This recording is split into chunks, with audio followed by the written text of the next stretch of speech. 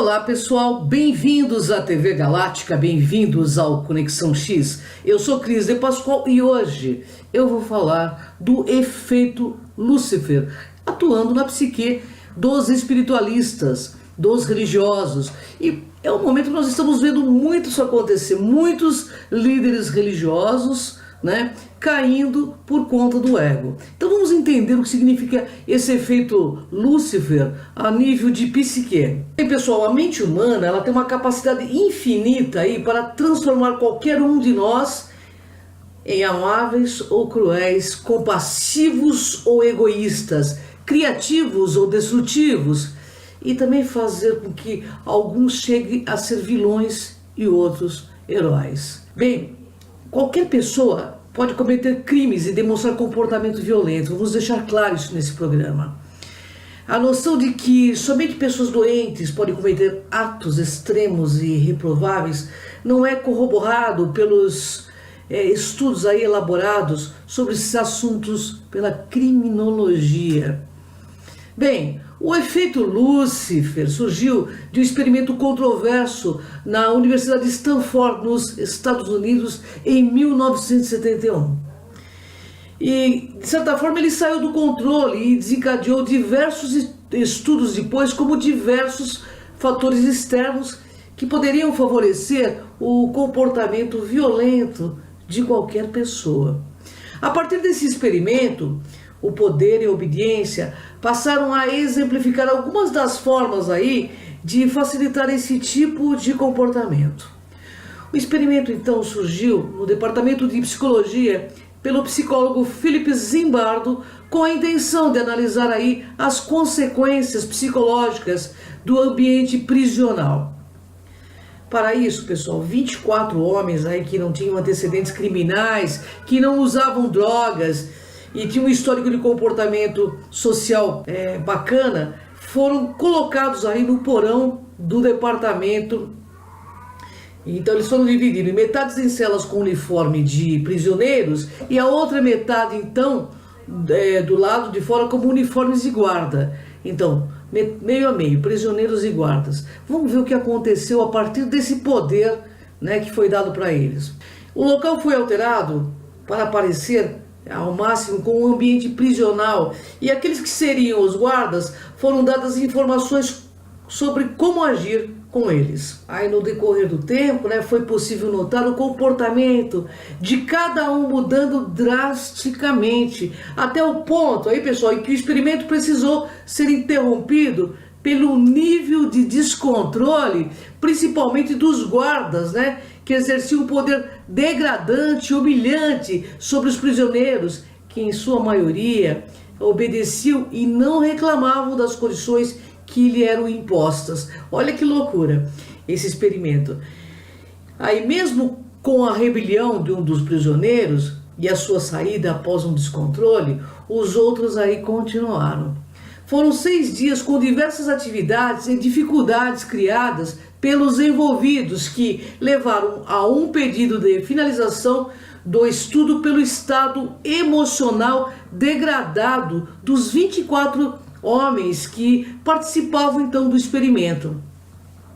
A partir desse experimento, foi possível notar o quanto o poder sobre o outro pode afetar o psicológico de alguém e até transformar alguém aparentemente espiritualista, normal, em uma pessoa agressiva. Olha, pessoal, esses dados foram muito importantes para perceber outros fatores que envolviam o comportamento criminoso, não analisando fatores individualmente, mas toda a parte biopsicossocial que pode envolver as pessoas agirem de uma determinada forma. Presta bem atenção nesse programa para vocês terem noção de como o poder pode realmente ser um ópio e ele mexe com a psique humana. Então, desta forma, foi possível perceber que as situações do cotidiano podem também ser relevantes aí para o comportamento do que simplesmente o lado psicológico e biológico. O uso de regras e os papéis dados às pessoas fazem diferença no comportamento de cada um de nós. os nossos papéis na sociedade, pessoal, podem influenciar sim na nossa visão do mundo, tanto como autoridade como subordinado. Até a forma de se vestir aí e se colocar em um ambiente faz diferença, além da relação em grupo que também influencia na mudança de comportamento. O evento histórico que pode melhor demonstrar aí esse tipo de comportamento na prática é o do nazismo, por meio dos soldados nazistas, como o caso de Eichmann, que foi um tenente-coronel. Ele era nazista também, que em seu julgamento afirmou ter solicitado a deportação de judeus para que fossem executados simplesmente por seguir ordens de forma impecável e realmente acreditar no regime nazista. Então olha o que é você acreditar em algo, né? Olha o que é você ser submisso a esse algo por conta da sua crença. Eu estou falando isso porque nós vamos chegar a falar dessa questão espiritualista no final. Por isso que eu digo, não acreditem em tudo, pesquisem. Hannah Arendt, então, analisou o julgamento desse nazista, né? E escreveu sobre a banalização do mal. Claro que foi nesse sentido, sendo muito criticada na época.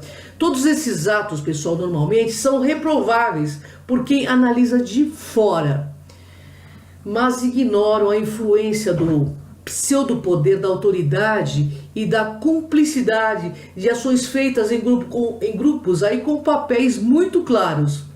Outro exemplo é o experimento do Milgram, elaborado em 1962 por Stanley Milgram, que era psicólogo norte-americano e que envolveu obediência cega diante de um ato violento. Para isso, pessoal, alguns homens foram escolhidos para participar de um experimento onde eram separados entre professores e alunos e cada um era colocado aí em uma sala separada. O professor fazia perguntas com a supervisão de uma pessoa de jaleco, enquanto o aluno em outra sala as respondia, escolhendo entre 4 alternativas.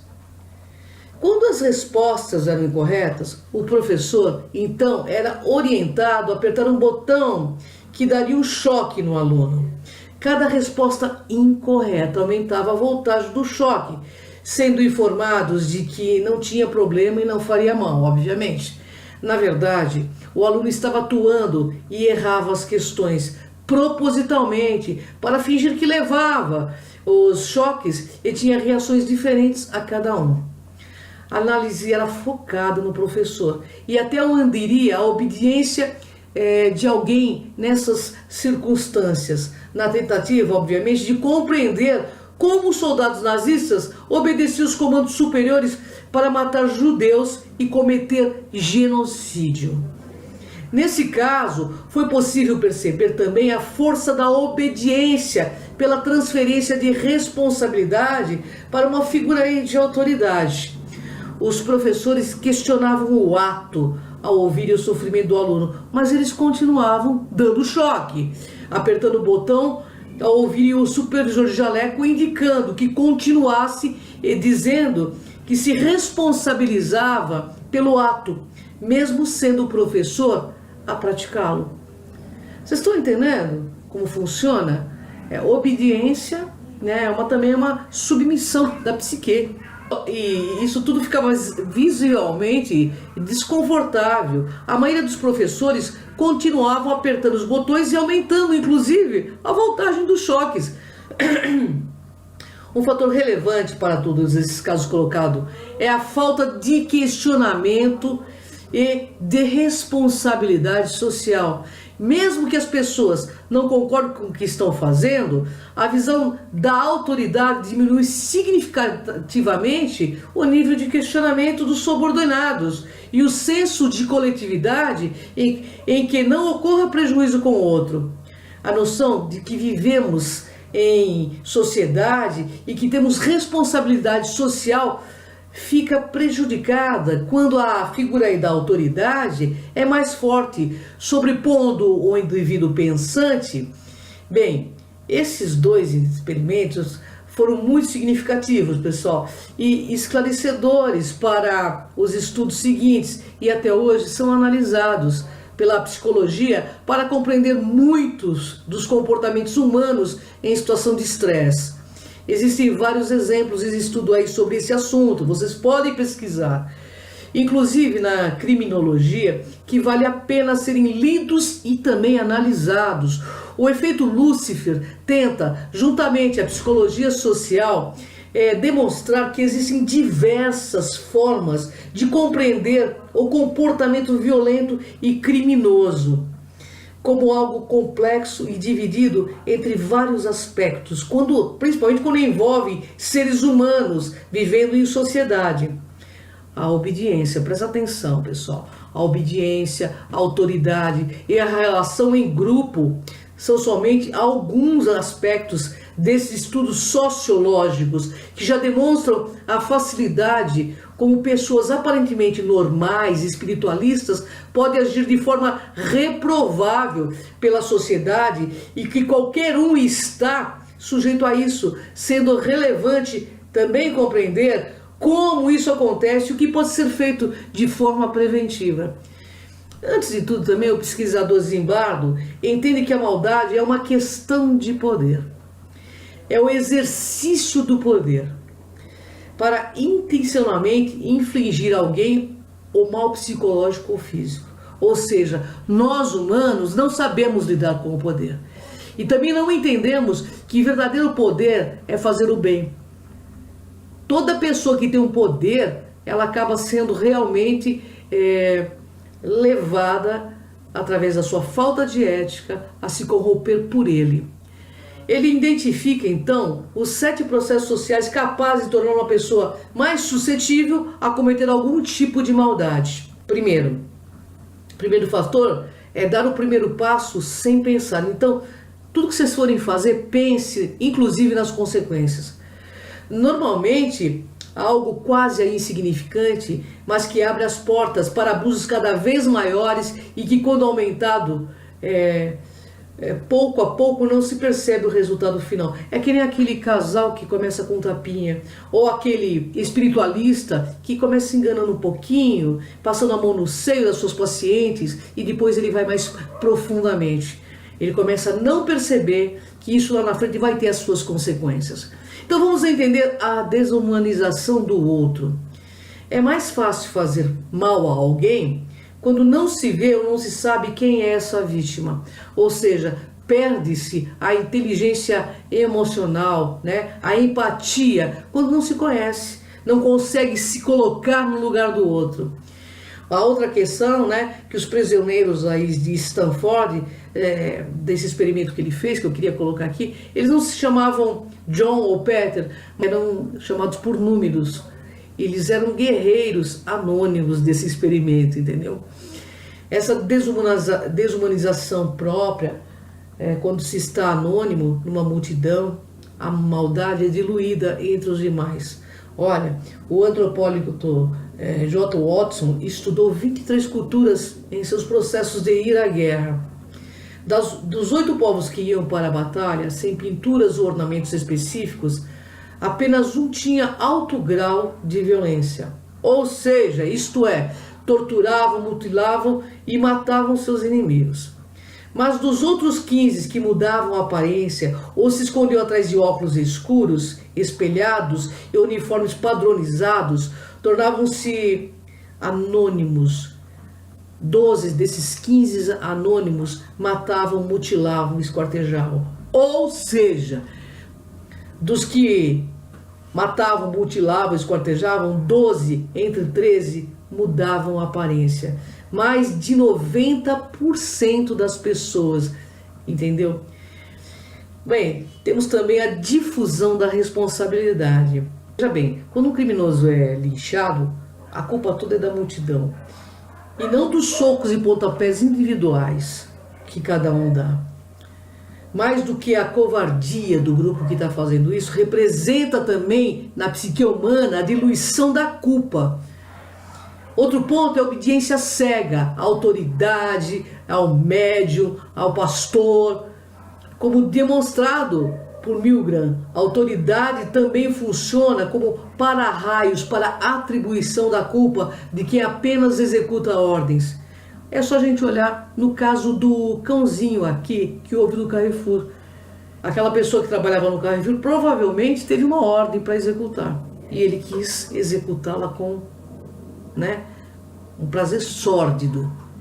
Ele nem questionou, porque ele não poderia ter feito aquilo sozinho.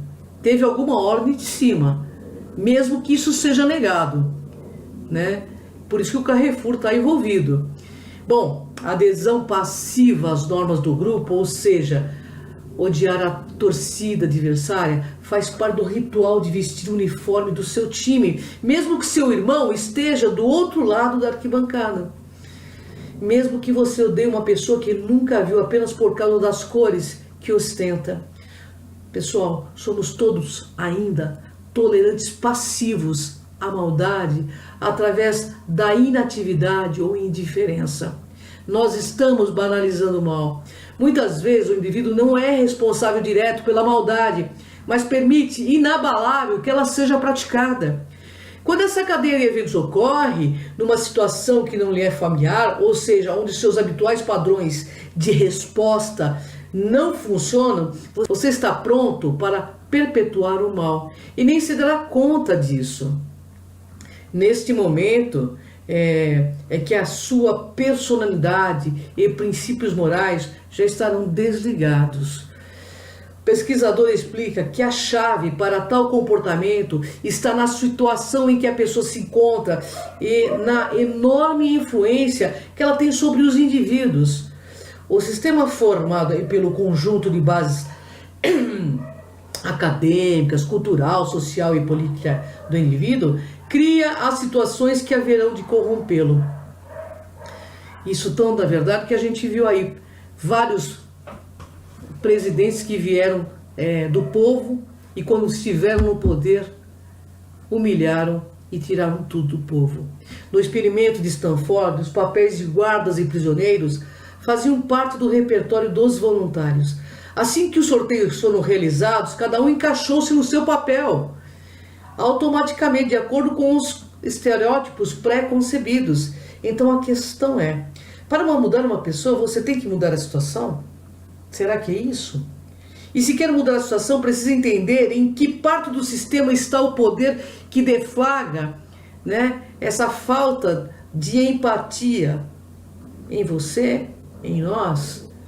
É necessário, pessoal, identificar e remover do ambiente o elemento desta equação, determinante para que a pessoa assuma o papel de guarda sádico e mantenha-se ali.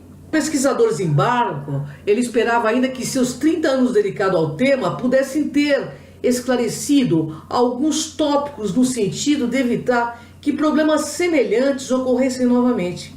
Na pesquisa e nas suas demonstrações clássicas do poder, das situações sociais, distorcem identidades pessoais, valores e princípios morais longamente celebrados no momento que o aluno e soldados internalizavam o brutal papel de um guarda sádico. Nesse momento, o Pentágono insistia na tese que algumas maçãs podres haviam estragado todo o cesto, mas em Bardo, né, o pesquisador tinha certeza de que era o cesto que era ruim. Não necessariamente as maçãs. Para ele, as pessoas não podem ser consideradas inteiramente boas antes de terem sido postas à prova numa situação extrema, ou seja, ou de obediência ou de poder. O experimento é utilizado hoje em dia, pessoal, para demonstrar que a situação talvez tenha mais influência no comportamento das pessoas ou atribuição situacional, entendeu? A atribuição de disposição é a causa e está aí na própria pessoa, onde o poder mexe com sua psique e faça então desabrochar comportamentos maldosos. Então, por que isso seria tão diferente no ambiente espiritualista, onde a pessoa utiliza aí de religião, né, para enganar, explorar pessoas doentes, né, tipo o que ocorreu, o que está sendo denunciado com o caso João de Deus.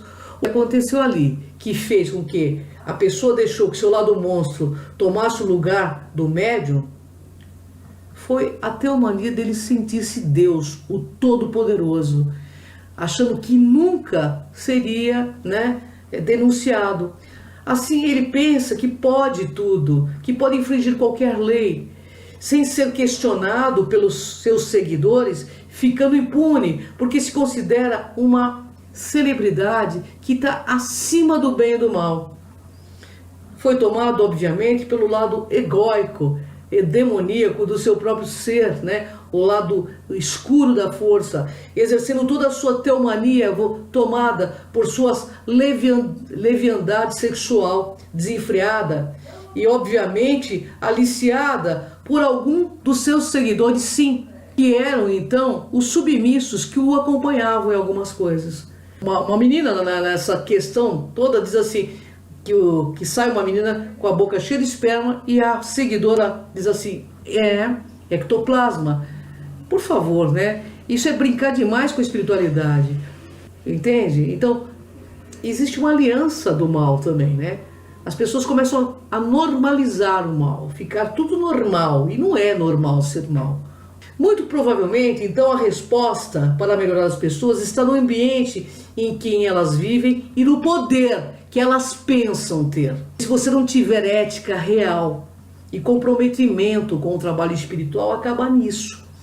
O resultado mais previsível é que as pessoas que estão engajadas com determinados comportamentos como esse do João, elas também adotem algum comportamento, né, dele. Por isso que tem que ser denunciado. E fazem isso por influência do meio. Mas isso a gente vê não só nos espiritualistas, na política, na religião, em qualquer pessoa que acha que tem poder. Mas na verdade, todas elas têm a ilusão do poder. Porque o verdadeiro poder é a ligação, é a conexão com essa força chamada Deus. O que precisamos entender aqui nesse programa é identificar e eliminar as falhas do que nós chamamos de poder. Entender que o que nos torna tão opressor e negativo em que momento? Mas será que a palavra final do pesquisador Zimbardo é que todos nós, independente do nosso caráter ou inclinação, estamos fadados a cometer maldades várias vezes durante a vida, em virtude de uma combinação de eventos? Na verdade, não. Zimbardo acredita que somente entendendo a maldade e suas mais profundas causas e manifestações é que poderemos conhecer o antídoto. Autoconhecimento, pessoal, é a base para não cair nessas armadilhas do ego. Autoconhecimento é o início da jornada espiritual e é algo interno, é libertador, assim como autocura é uma coisa interna. Portanto, não acreditem em tudo, não acreditem em pessoas que estão enganando vocês. Tenham discernimento para ver se tem lógica o que essa pessoa fala, o que essa pessoa faz. Pesquisem, estejam lúcidos na sua jornada humana.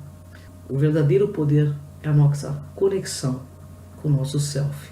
O verdadeiro poder é ter equilíbrio, seja qual for a situação que nos ocorra. É isto que você levará daqui, sepultura dentro e eternidade afora. Então vem comigo aqui nessa jornada. Gratidão, pessoal. Beijo a todos os componentes da TV Galáctica e a você, meu internauta. Um beijo no fundo do coração. Lucidez na jornada.